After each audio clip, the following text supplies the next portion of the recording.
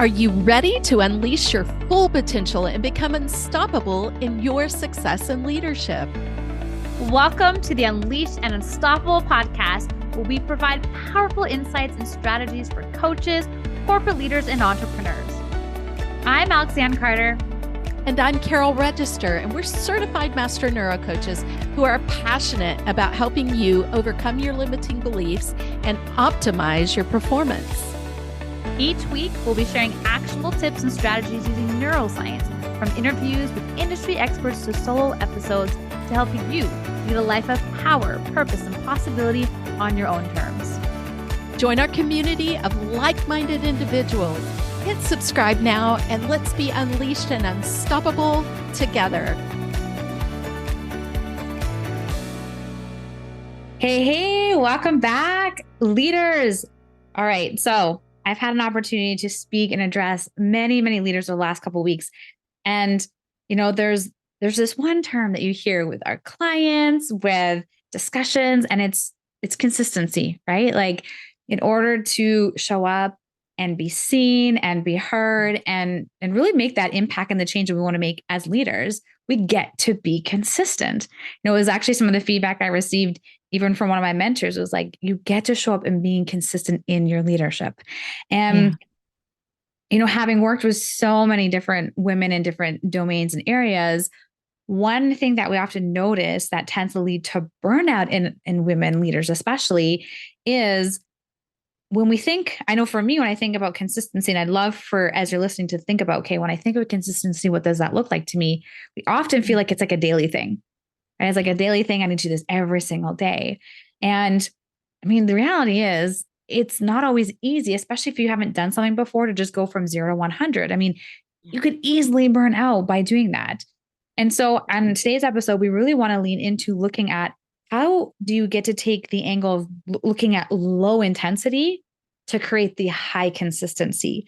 Because a lot of people start with the high consistency piece of, I know I need to be consistent, which then creates this pressure of the consistency. And then all these inner thoughts and beliefs and dialogue and self-critic if you're not consistent in showing up.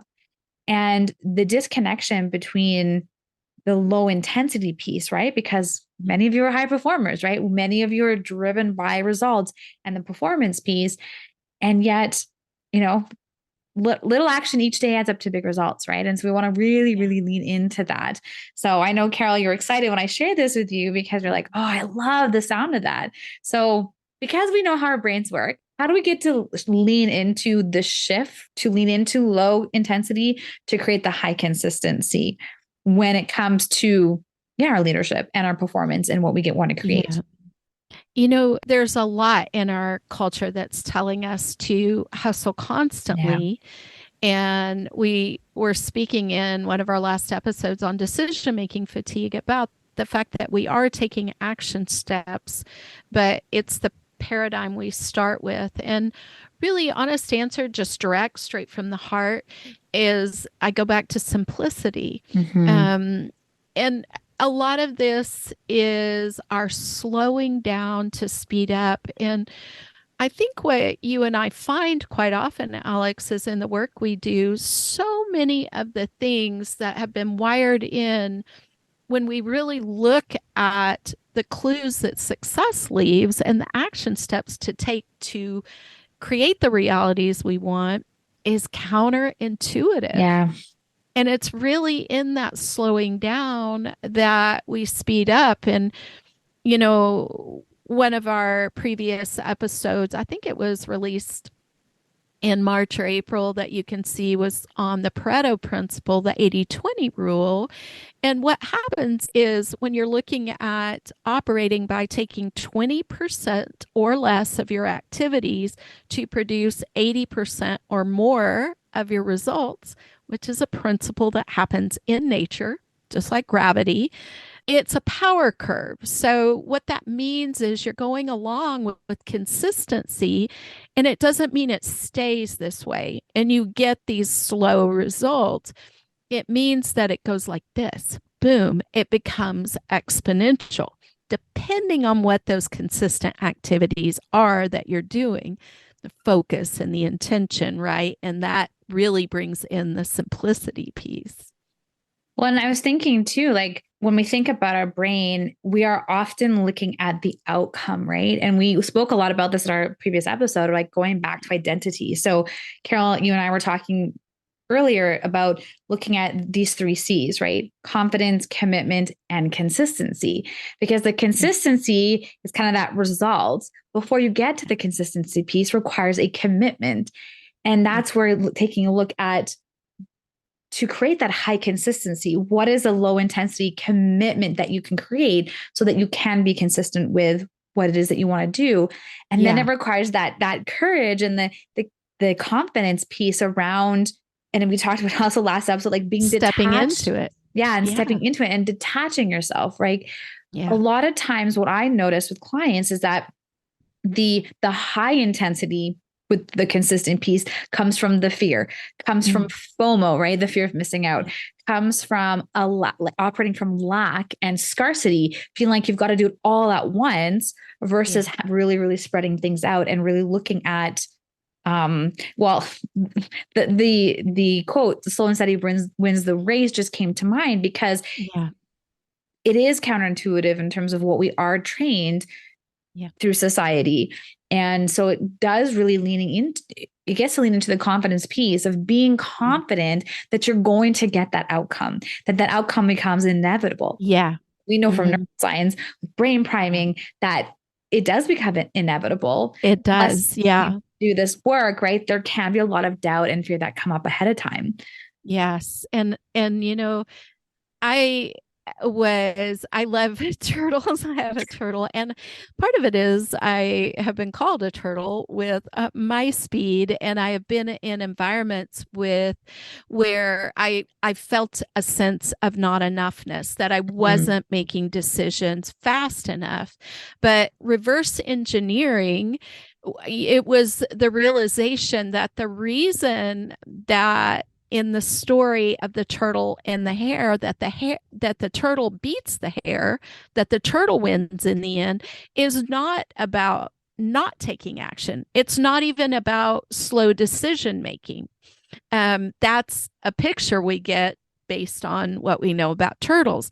But what the story is really leaning into is persistence, consistency, taking solid, consistent actions. If, for example, if I want to lose 5 pounds, I get to take action steps that are going to lead to that result in a healthy, happy way for me, right? And I think it's really important that we recognize that. We want you to be able to make decisions with speed. And especially as you move forward as a leader, this is very necessary and important. We gave the example in our decision making fatigue episode, which we just recorded. You'll hear it before this one. But of an emergency room doctor, those decisions do absolutely have to be made with speed, life threatening situations, and they're very impactful for the long term, whether you're in there for a mild reason or an extreme reason. So in line with that, just plodding along like a turtle in the persistent actions. I am consistently persistent. I am persistently consistent. Oh, I love that. And having that, right? Like having that as your motto, your mantra, and just that belief piece, right? Yeah.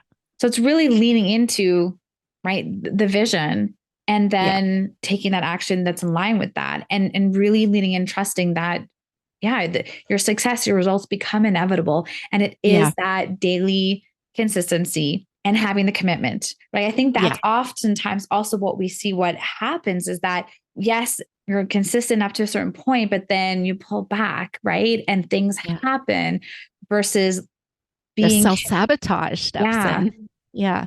And that commitment is going to come from that confidence, like that confidence in knowing that the success becomes inevitable, then making the commitment. And commitment means that you're committed no matter what. And a book that I love, and I recommend this to all my clients, I think you do too, Carol, is the It Is Done Method by Richard Yeah. Dodds. Because what I love about him leaning into in this book is, leaning into the journey, right? And Yeah. along the journey, everything happens the way that it's meant to happen to get you to your destination. And we Yeah. oftentimes will see, because the brain will have its little temper tantrum, like, because things will happen, that you'll revert back to safety. But if you're committed, whatever Yeah. happens along the way is part of the journey. It's part of the process. It's part of the learning and being able Yeah. to, in the last episode as well, talked a lot about that it being uncomfortable. When you can Yeah. move through that, stay on the track, stay committed, stay with your consistency, that's where you get to now create that result, create that vision. And I mean, it's easy for Carol and I to say, because we see it in our clients. We see where the brain's doing its job. And Yeah. that's why taking that stand, like being courageous, being confident in your declaration, right? Setting an intention Yeah. and then moving through the process helps you get there. And you It's will get there. You you highlighted for me two really important points, and that is the principles that we have talked about here. One is Pearson's law, and Pearson's law is when you're taking consistent action, that you're going to have exponential growth, right? And you're tracking that action, specific with Pearson's law. And then the Pareto principle is also based on a power curve, and that really, you know, leads me into reminding you how important it is to have a vision. Mm-hmm. And in fact, there's an ancient scripture, I think it's a proverb, that says, without a vision, the people perish. And it's so we refer to DIA, but really going into what you want, asking yourself what you want, what comes up in your heart, and don't be afraid of the impossible dream. And then we can break it down into the small bits to reverse engineer it to make it happen, right? But when you paint that clear picture for your brain and you put it on 3D, or as I like to say, you take your vision board and you put it on 5D, you're employing your senses. And we do a whole workshop on this. And it's so important for you to know that you can paint that picture and your brain will start to go to work for you in the background. So, it's having that consistent action that's actually going to create exponential growth based on universal principles that are truths that operate in the universe, based on what we know, like gravity. You can overcome gravity, but if I drop my pen right now, it's going to go to the ground, thankfully, and I can rely on that. and then, and then painting that clear picture for your brain that puts your brain to work, and even taking that small momentary intention, you know, in this moment, I'm going to do blank, and making it happen, getting out of the psychological assessment like we've spoken about. Would you agree? Definitely. And when we think about vision, because I know I've experienced this multiple times, my clients have experienced this multiple times. When you have that clear vision and you do come up with obstacles, it makes it so much easier to overcome them, because you're Yeah. so clear and committed to the vision that you want to create. And then Yeah. you're able to detach yourself from the moment. Is kind of what we talked about, even with decision fatigue, right? Is Yeah. feeling like that moment decision is going to impact everything, but understand that it's a moment. It's that Yes. moment. And Yeah. that moving through it, even though sometimes it may feel uncomfortable, right? Like, as leaders, you probably find yourself and multiple times a day in situations that may feel uncomfortable. That's why you're a Yeah. leader. That's why people look up to you. That's why people come to you. But when Yeah. you're so clear on your mission, your vision, what you stand for, Your you lean why. into that. Yeah, your Yeah. why. And you lean into that. And then it grounds you, because it reminds you in those uncomfortable moments Yeah. why you do what you do, why you're Yeah. there, why you might be having a difficult conversation, right? Yeah. And just as you said, that why piece, I remember that was a question I got asked a lot. Why? And it used to bother me at the beginning. But I realized that people get to be reminded of the vision, of the Yeah. why, of why you're Yeah. so passionate, of why they're joining you, to create the vision that you're wanting to create, whether it's at home Yeah. with your family, right? Or whether it's at work. But just having it's that North Star, right? It's the guiding light. It's what helps you Yeah. get through. I think, we're potty training Abigail at the moment, right? Which sometimes I'm like, but it's going back to the commitment, right? Going back to that Yeah. intention, right? And Mm. having confidence in myself that, right, we can potty Yeah. train her, being committed to it, and just that the consistency of showing up for her and supporting her through this process. So I know that's, I mean, very perhaps an odd example of like what that looks like, but I do notice that myself. Like sometimes, like you second guess things, but going back to the vision. Be much easier, right, to have a potty trained toddler when you have a Yes. newborn than obviously having two kids in diaper, right? It's stepping into that vision and coming from it's Yeah. already complete, it's already done. And then in those moments where you're unsure, it's gleaning back to, right, the Yeah. commitment and the consistency and understanding that, as we said earlier, like the success becomes inevitable. You will Yeah. get there. Now, sometimes what happens if you're high achievers, right, is we want, I say we because I'm guilty. I kind of want it yesterday, but when you are committed, you step in with your confidence and your courage and you build that consistency. There's this kind of ease that allows to detach Mm. yourself from like how fast it's going to happen. And you just Yes. enjoy the process, you enjoy the journey, and the whole thing becomes a lot more enjoyable, right? Yes. And, I remember our mentor talking about the fact that when your why is strong, and I actually went back and redid this work for a new goal, a new project that I am focusing on. And it's your fuel. Like Yeah. when you run into an obstacle, when you lose motivation, when you have a new layer of limiting beliefs come up that maybe you didn't recognize before because you're going deeper into reprogramming, you will all of a sudden lean into your why and go, this is why it's important to me. This is why I'm doing this. This is why I'm doing what is in my heart and and you have your reasons. So, when you may be tempted to ask why, ask yourself, why? Yeah. What is your why? And it's very powerful because sometimes when we run into obstacles and when we run into brain resistance, which is our brains working properly, our vision can get cloudy. It can get blocked and obscured. And speaking of direct questions, which you referred to in our decision making fatigue episode, when you're asked a direct question, what is your vision? Somebody comes and says to you, for me, I froze and it was blocked, it was clouded. And we're like facets of a diamond.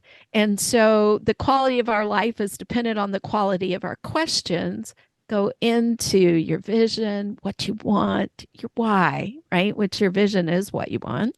And really start to ask yourself the questions around what you need. And so I was blocked in that. And maybe you've been that way too. Mm-hmm. This is why you get to work with a mentor and a guide. You get to choose a mentor and a guide and a community that can support you through this process, that can collectively come alongside you and say, hey, I believe in you, even when you are not feeling like you can believe in yourself, or even when things are blocking the vision. And having a mentor like Alex and I to help you know the questions to ask yourself to uncover the vision is so powerful. And then, boom, they start to come about. They start to happen, which we've had over and over and over in our lives, right, Alex?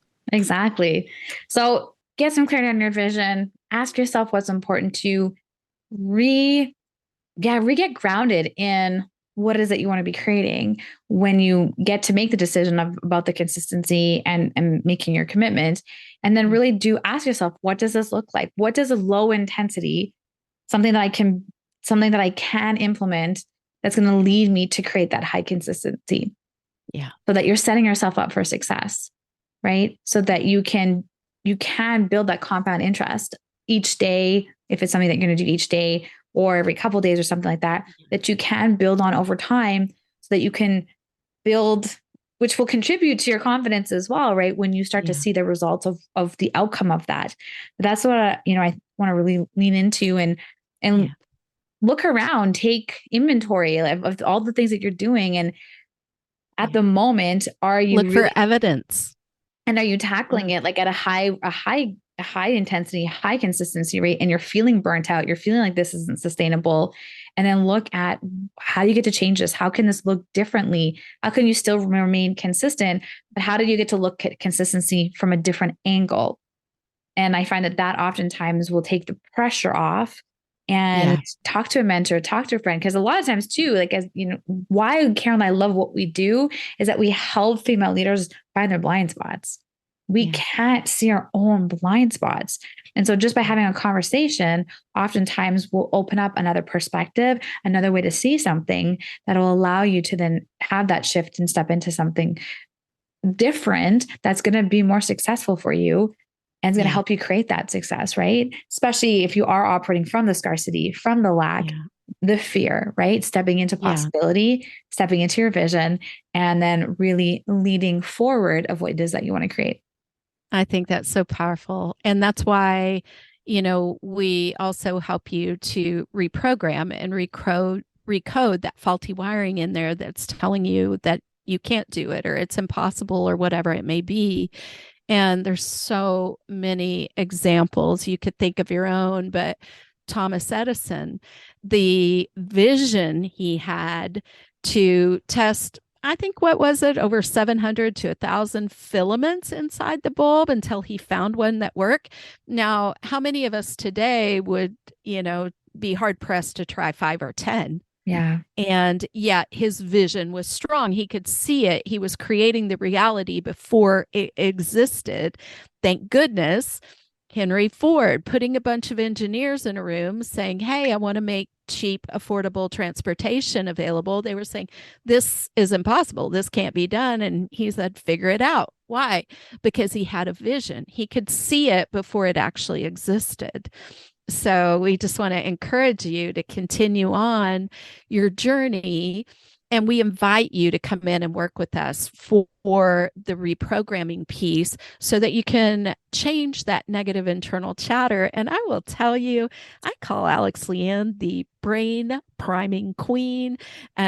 She has produced some incredible things, which I know you'll speak into at some point. And you can have the confidence, you can make the commitments, you can walk forward with the consistency and with the courage so that you are plodding along for those exponential results because you're continuing to see it before it exists, or before you experience it, I should say.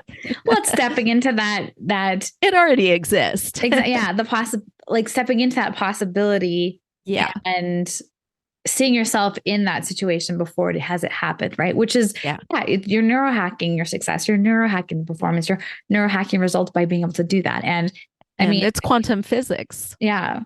So Carol and I both have beautiful gifts for our listeners. I've got my top female productivity hacks, just speaking about brain priming and hacking productivity and performance. And I know, Carol, you have your amazing wealth activation, and it's all about recoding those old money stories, healing your money story, your trauma, those things that we've absorbed along the way that hold us back from creating the financial reality that we want to create. And because we're integrated beings, when you work in any one area of your life, all areas will elevate. And we have massive evidence for this. So So you get to take action with low intensity and high consistency with what Carol and I share with you in our gifts. And we will see you all at our next episode. Bye. See you next time. Ciao. Thanks for tuning in to another episode of the Unleashed Unstoppable podcast with your hosts, Alexandra Carter and Carol Register. If you enjoyed this episode and you'd like to help support the podcast, please share it with others. Post about it on social media or leave a rating and review and subscribe. That's all for this episode, Wildly Ambitious Leaders. See you next week.